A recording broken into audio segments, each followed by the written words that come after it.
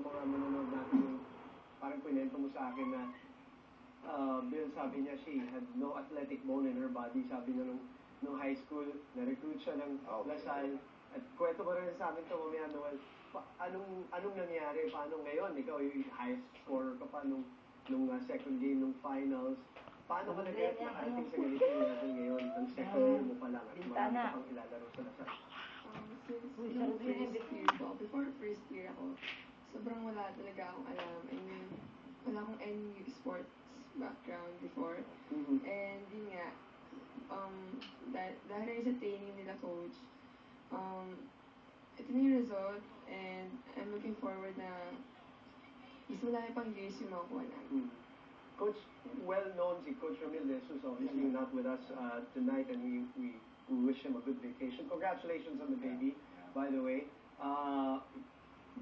What is his secret when it comes to developing players?